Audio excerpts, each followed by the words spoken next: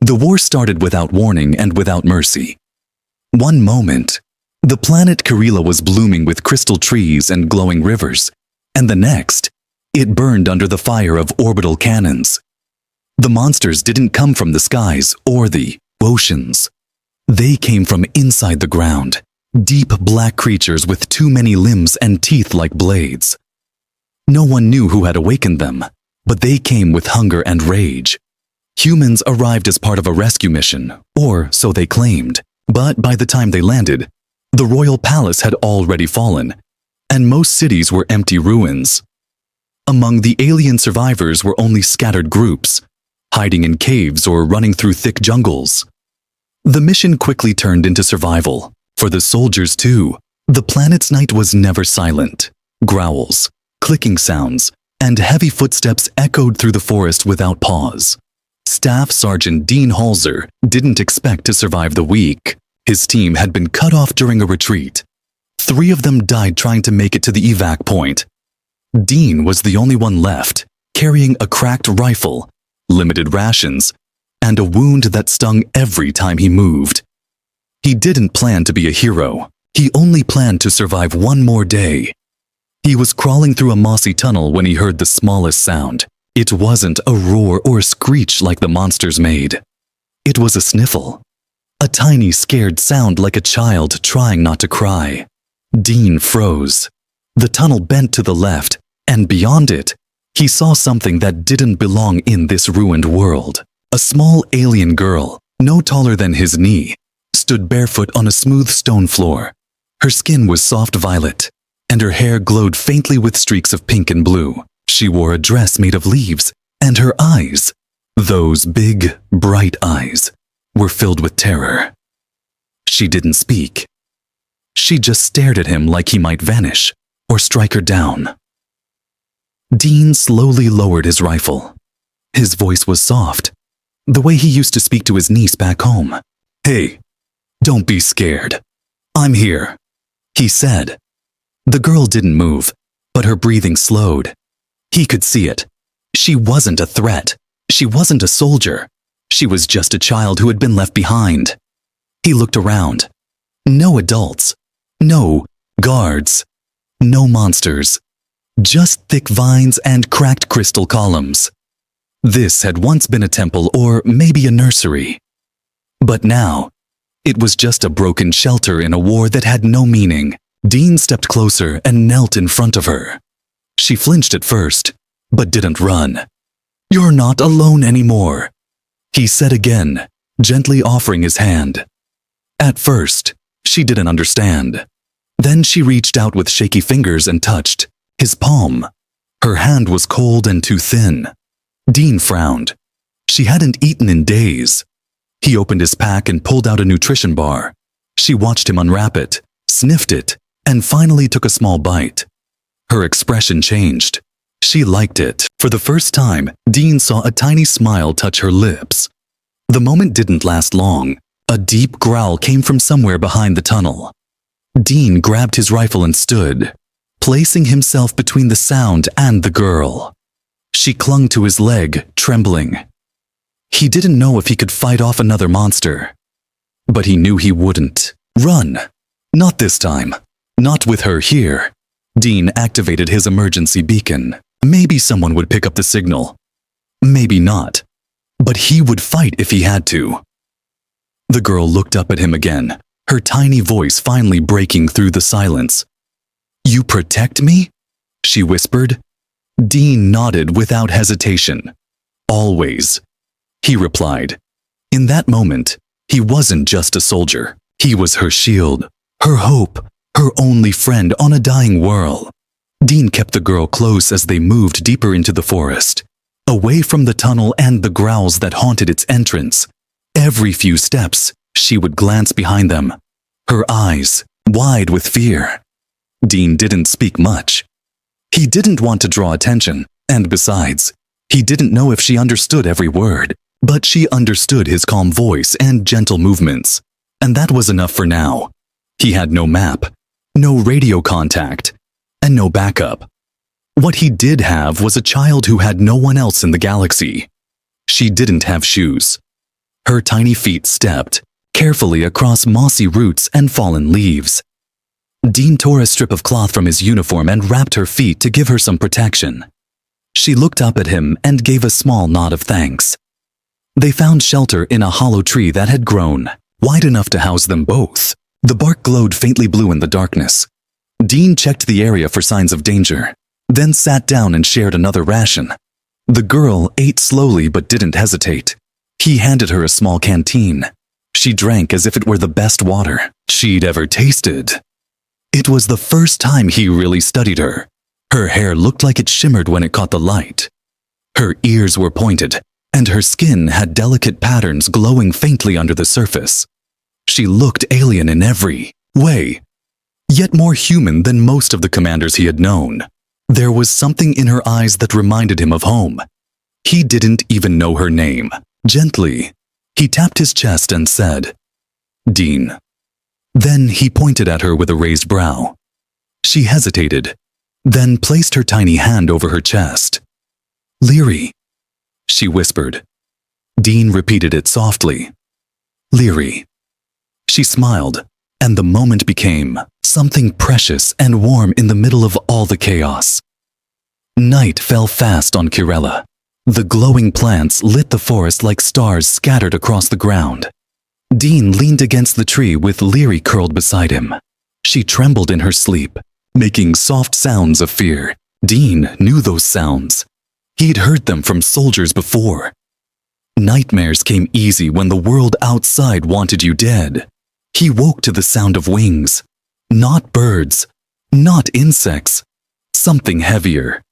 A long shadow passed over the canopy. Dean peeked out and saw it. One of the monsters. It flew on long leathery wings and had a body shaped like a weapon. It hovered briefly, then vanished beyond the trees. Dean held Leary tighter and waited until the silence returned.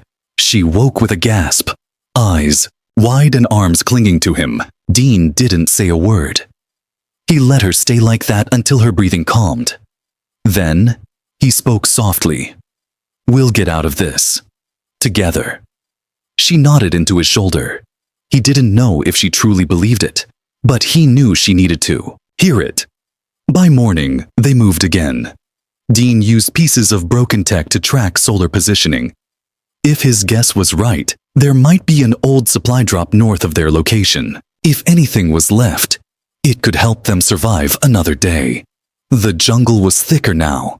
Vines reached down like hands trying to pull them back. Leary stayed silent most of the time, but her steps had grown more confident. She followed him without needing to be told. She watched where he stepped and mimicked him. Dean noticed her copying the way he held his body low while moving. Her instincts catching up fast. She was learning, adapting, and surviving. They found the drop site in the middle of a sunlit clearing. The crate was half buried under vines. Dean rushed to it, opened the lock with his ID code, and grinned. Inside were energy packs, water purifiers, emergency flares, and a medkit. He patched his arm first, then gently cleaned a cut on Leary's leg. She winced but didn't cry. They stayed in the clearing for an hour. Dean let her rest and drink.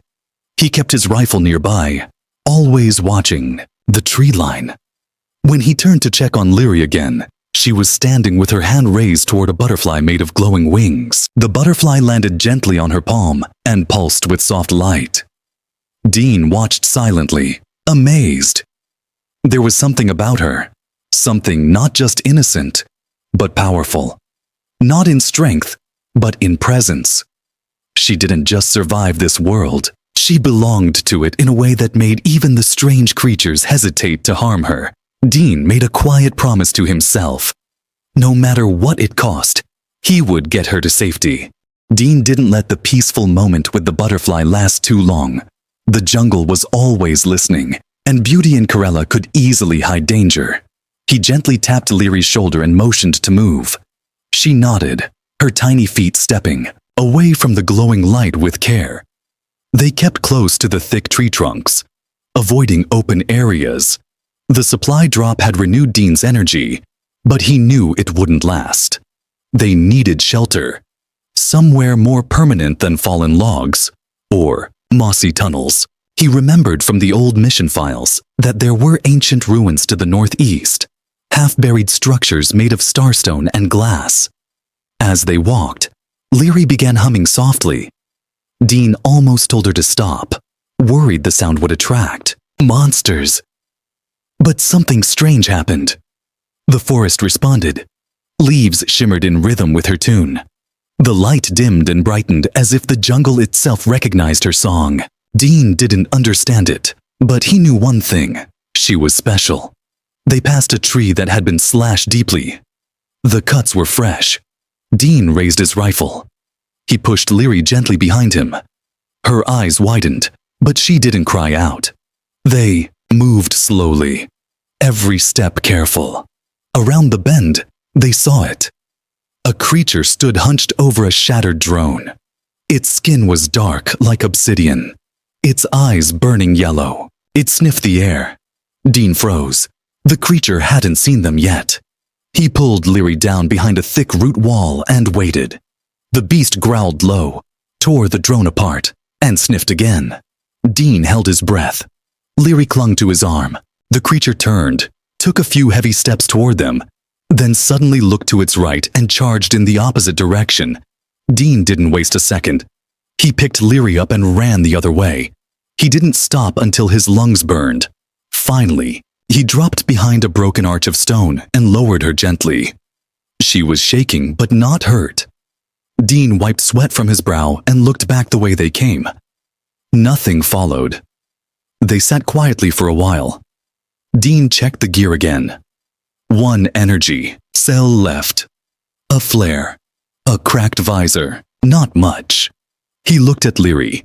She was curled beside the stone, tracing its glowing patterns with her fingers. She whispered something in her own language. Dean didn't understand, but it sounded like a prayer. After some rest, they moved on. The trees began to thin, and the land changed. Strange towers rose from the ground like the bones of a forgotten world. This had to be the ruins Dean hoped to find. Starstone arches, overgrown but still intact, formed paths through the jungle. The air was quieter here. Not safe, but quieter. Dean approached a wide open structure. It had no roof, just a circular wall with markings glowing faintly blue. Leary touched the wall and closed her eyes. The lights grew stronger. Dean stared in disbelief as a section of the floor shifted and opened, revealing a small staircase descending underground. He hesitated, but Leary looked at him and nodded. They stepped down slowly, each stair glowing under their feet. The air inside was cooler, calmer. At the bottom, they found a chamber filled with glowing crystals and strange devices. It looked ancient, yet untouched. Dean lowered his rifle and let Leary explore. She walked straight to a central pedestal. A small orb floated above it, pulsing with a soft light. She raised her hand, and the orb moved to meet her fingers. The light wrapped around her, not harsh, but warm. Dean watched in awe as her hair lifted gently in the air, her eyes glowing brighter. He stepped forward. "Leary, what is this place?" he asked. She turned to him, and for the first time, her voice was strong. "Home," she said. Dean blinked. He didn't expect an answer, let alone one that made so much sense. This was her home, or maybe where she came from before everything went wrong. Suddenly, the orb sent out a pulse. It spread through the chamber, lighting up symbols on every wall. Dean took a step back, unsure what he had triggered. But Leary was calm. She stood tall, her small form glowing like a beacon. The room reacted to her presence as if it had waited for her return. Dean realized something then. She wasn't just a survivor. She was connected to this place, maybe even a key to something far greater than either of them understood. He stood beside her, one hand resting gently on her shoulder, and whispered with conviction, "You're not alone anymore." The ancient chamber pulsed with soft energy. casting smooth shadows on the walls. Dean slowly walked in a circle around the glowing orb as Leary stood in the center. Her eyes followed the lights as if remembering something buried deep inside her mind. She wasn't afraid here. She seemed stronger, calmer, more connected than she had ever been outside. Dean opened a compartment in the wall. Inside were strange tools and fragments of crystal tech. He couldn't identify them, but they looked valuable and intact. More importantly, the room felt like it had power. Not just electrical, but something alive beneath the surface. He looked back at Leary. She placed both hands on the orb, and a faint hum began to rise in the air. Suddenly, lights formed above the pedestal like a map. Star systems blinked into view, floating in the air. Dean stared in awe. The map was three-dimensional, constantly shifting, showing planets he'd never seen before. One of them glowed red, and Dean recognized it. Earth. But it wasn't highlighted as home. It was marked as a variable, an unknown threat or key. Leary turned to Dean and pointed at the glowing systems.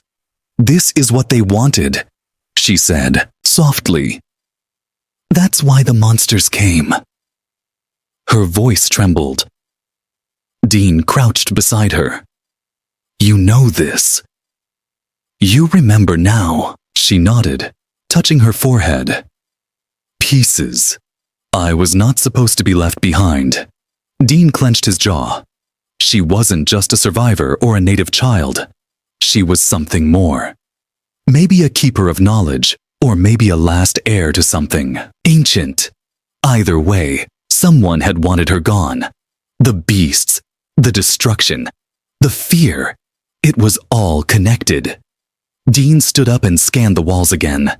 Symbols on the far end of the room lit up and formed into images. They showed creatures crawling out of cracks in the planet's surface. Ancient beings with sharp limbs and molten eyes. Dean saw one devouring a city made of glass. Then the image shifted. It showed a child surrounded by light, stopping the beasts with nothing but her presence. That child looked like Leary. Dean turned to her, heart racing. "You can stop them, can't you?" She didn't answer. Her eyes filled with worry. "Only if I reach the heart spire," she whispered. Dean didn't know what that was, but he understood one thing. They weren't safe here forever. If someone or something was still hunting her, this chamber would not protect them for long. He gathered the supplies they found and packed what they could carry. The map continued to shift above them, showing paths leading out of the ruins and toward something, marked with a star-shaped glyph. Leary stared at the path, then looked at Dean. "It's a long way," she said. "And dangerous." Dean gave a tired smile. "We've handled danger before." They left the chamber through a side tunnel revealed by the shifting walls. This path curved upward, leading them into a thick forest, brighter and less hostile than the one they'd crossed earlier. But nothing on this planet stayed peaceful for long. Within an hour, they heard the shriek of a sky beast circling above. Dean pulled Leary under a fallen stone arch as the creature passed over. Its massive wings beat the air like thunder. Its skin shimmered with black scales, and its eyes scanned the land below. They held their breath until it vanished behind the clouds. Leary whispered, "They are looking for me." "They always are." Dean wanted to lie and say they wouldn't find her, but he couldn't. Instead, he said, "They'll have to go through me first." It wasn't bravado. It was truth. Every part of him now felt like her guardian. Not just by accident, but by choice. She was his mission now, more than any order he'd ever received. They continued forward until the trees opened into a canyon filled with sharp crystal formations. Light bounced between them, making movement harder to track. Leary guided him carefully, stepping where the ground was stable and untouched. Dean realized she had been here before, maybe long ago when the world still lived without fear. At the end of the canyon, they reached a cliff. Far in the distance stood a tower that reached into the clouds. It pulsed faintly, like it breathed. Leary pointed to it. Heartspire, she said. That's where I must go. Dean stared at it. The path ahead was filled with dangers, but something told him they were closer than ever before to the answer. He looked down at the child beside him, her small hand wrapped around his. We're going to make it. The wind at the cliff's edge was sharp, carrying a chill that bit into Dean's face. He wrapped a thermal blanket around Leary's shoulders and tightened the straps on his gear. The Heartspire loomed in the distance, a silver needle against the cloudy sky. They didn't have time to wait. The forest behind them still whispered with movement. Dean scanned the valley below. The path down was narrow and dangerous. Jagged rocks and shifting ground stretched for miles, but there was no other way. Leary stayed close, her hand in his. Her small voice broke the silence. There are guardians between us and the spire. Dean looked down at her, frowning. Guardians. She nodded. They were created long ago to protect the spire, she explained. But without balance, they turned into something else. Dean understood. Machines or creatures meant to guard now saw everything as a threat, including her, especially her. He nodded and adjusted the charge on his rifle. Whatever waited down there, he would face it. They descended the slope carefully, step by step. Loose rocks fell behind them, clattering down into the fog below. Dean's boots slid more than once, but he kept steady. Leary moved with surprising grace for someone so small. It was like the land remembered her and softened where she stepped. They reached the bottom as the sun began to fade. Strange lights floated through the valley, like glowing seeds drifting on invisible wind. Dean reached out to touch one, but it darted away. Leary watched them without fear. They are memories, she whispered, from those who came before. Dean didn't ask what that meant. Some things didn't need to be explained. A deep vibration rumbled through the ground. Dean dropped to one knee, pulling Leary down with him. The earth split open ahead, and from it rose a giant being of stone and metal. Its eyes glowed with a cold white fire, and its chest bore the mark of the spire. Dean aimed his rifle, but Leary grabbed his arm. Don't shoot. Let me speak. She stepped forward, her voice soft but steady. She sang a note that echoed through the valley, one that seemed to touch the very bones of the creature. It paused, tilting its massive head. Dean's finger hovered on the trigger, but he didn't fire. The guardian lowered its arms slowly and stepped aside, revealing a path beyond it. Leary turned back to Dean, a faint smile on her face. It remembered me, she said. Dean exhaled, tension leaving his shoulders. He had no idea how she did that, but he was grateful. One less battle meant one more chance to reach their goal. They walked past the guardian as it faded back into the ground like mist. The path ahead was easier. The rocks gave way to soft moss and glowing streams. Dean filled their canteens and let Leary rest under a broad-leafed tree. He watched the sky while she slept. He couldn't shake the feeling that something was watching from above. He wasn't wrong. A shape moved across the clouds, circling. A monstrous winged beast dove from the sky, screeching. Dean threw himself over Leary just before the impact. The creature hit the ground, claws digging in as it spun and roared. Dean rolled and fired a blast at its side, scorching its armor-like skin. It screamed, but didn't retreat. Leary scrambled behind a rock, eyes wide with fear. Dean reloaded quickly and fired again, hitting one of its wings. The beast lunged, but he dove to the side, avoiding its jaws by inches. He shouted, drawing its attention away from Leary. She crawled out from her cover and raised both hands toward the sky. Her eyes glowed bright, and a pulse of energy shot from her fingers into the air. The beast froze. Its body shook violently, then collapsed, twitching. Smoke rose from its mouth as it let out a final weak growl. Dean stared in disbelief.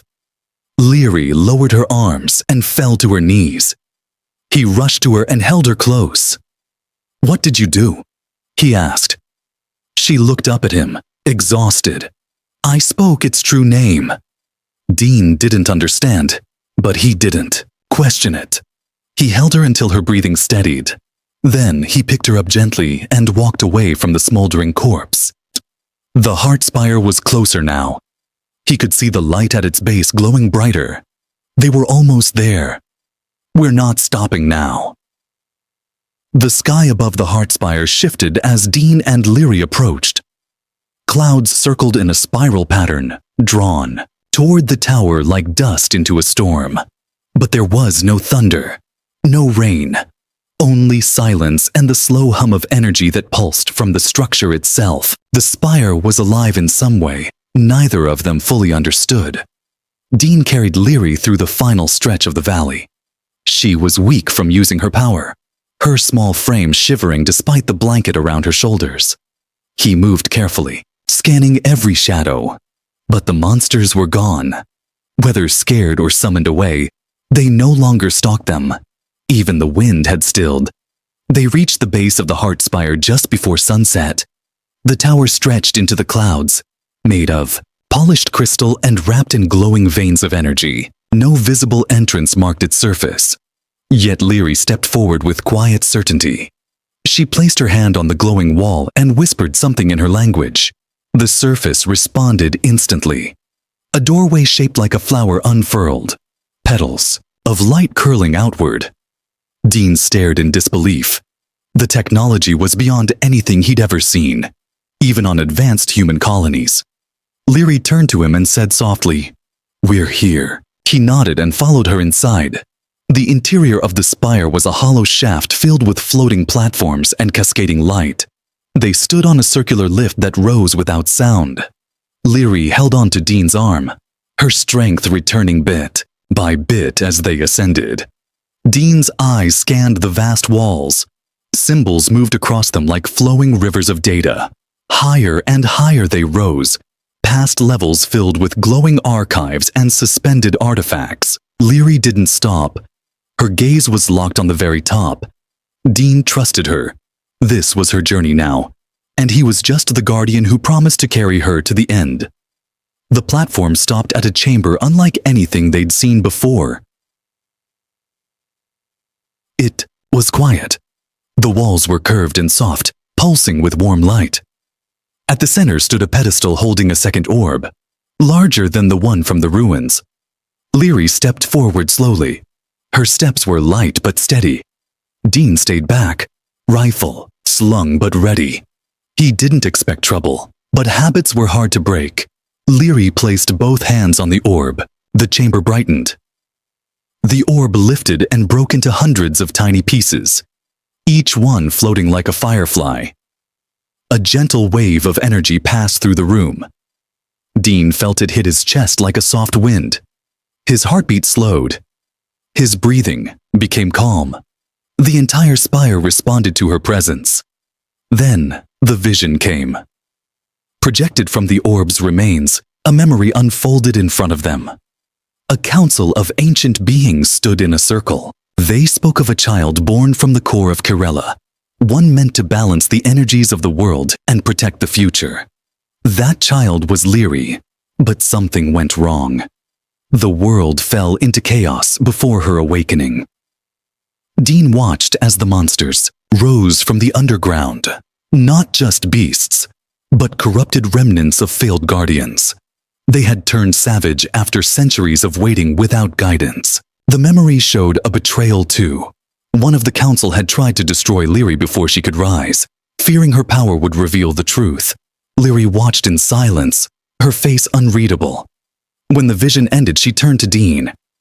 "It was one of my own," she said. "Someone I trusted." Dean didn't speak. He stepped closer and gently touched her shoulder. She didn't cry. She simply looked tired, like someone who had carried a truth for too long. A second pulse came from the chamber. It showed the world outside, still scarred and broken, but no longer at war. The monsters had stopped moving. The skies were clearing. The planet responded to the spire's light. Dean finally understood. Her awakening had healed something deep in the world's heart. He knelt beside her and whispered, "You did it." She looked up at him and asked, "What now?" Dean didn't know the answer, but he knew one thing for sure. Wherever she went, he would follow. She had been left alone once, and he would never let that happen again. They stood together at the edge of the chamber, looking out at the glowing world. "You're safe now." The chamber slowly dimmed as the vision faded, leaving behind only a gentle hum in the walls. Leary stood still, her hands by her sides, and her head slightly bowed. She had seen the truth, accepted it, and now carried the burden of a broken legacy. Dean stepped beside her, silent, but present. He didn't try to speak right away. The orb fragments floated down, dissolving into the floor like mist. Leary turned her gaze toward the lift they had used to ascend. "We need to go back down," she said. "There's still something unfinished." Dean didn't ask what. He simply nodded and followed her lead.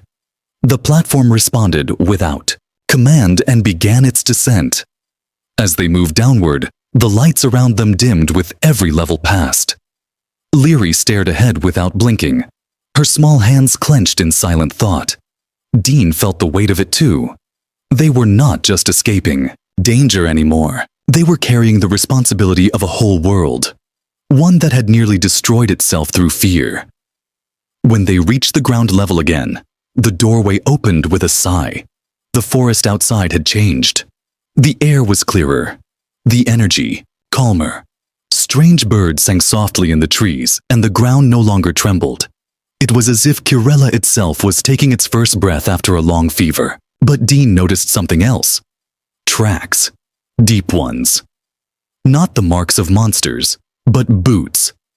Heavy boots with a human pattern. Recent. Leary saw them too, and froze. "They came," she whispered. Dean raised his rifle and scanned the forest. He motioned for silence and took a few careful steps toward the edge of the clearing. They found the first body near the base of a fallen tree. A human mercenary in dark armor lay face down, burned through the chest by something unnatural. His weapon was missing. Dean crouched and checked the body. "He wasn't from our rescue team," Dean muttered. "Too heavily armed. Private force." Leary nodded. "They were sent to stop me." Further up the path, they saw smoke. Not from fire, but from plasma residue. Someone had tried to breach the spire and failed. A small group of mercenaries, armed with stolen tech, likely hired by the same traitor who tried to erase Leary before. Dean gritted his teeth. It wasn't over yet, not until all threats were gone. They moved quickly, staying low and silent. Dean had trained for this. Jungle tactics, ambushes. Leary followed without making a sound. Her steps were light, and her senses sharp.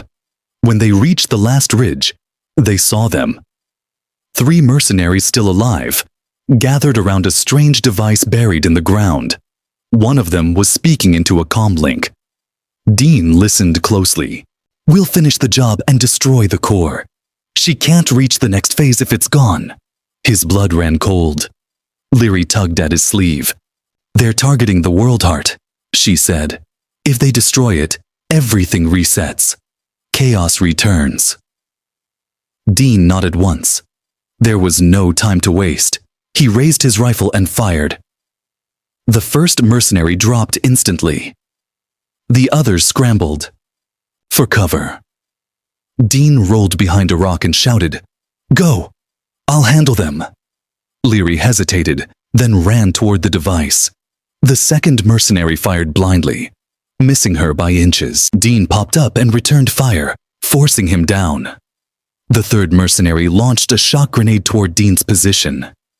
He dove to the side, gritting his teeth as the blast shook the ground. Dirt rained down, and his ears rang. Still, he stood again, determined. He shot the second mercenary through the shoulder and watched him fall screaming. The third tried to retreat, but Leary stopped him. She stood between him and the device, her eyes glowing once more. "You will not touch it," she said. Her voice echoed unnaturally, filled with power. The mercenary raised his weapon, but it jammed instantly. The earth trembled beneath his feet, roots burst from the ground and wrapped around his legs, dragging him down. Dean rushed to her side. The device had begun to blink rapidly.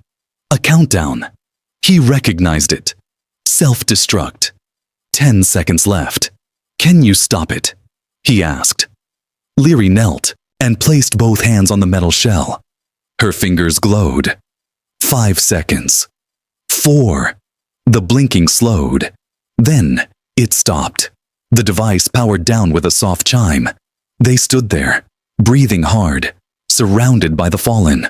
The world heart was safe. The final attack had failed. Leary looked up at Dean, her eyes no longer full of fear, but peace. "You kept your promise." The sun rose over Corella with a warmth the planet had not felt in years. The forest no longer growled. The air no longer trembled.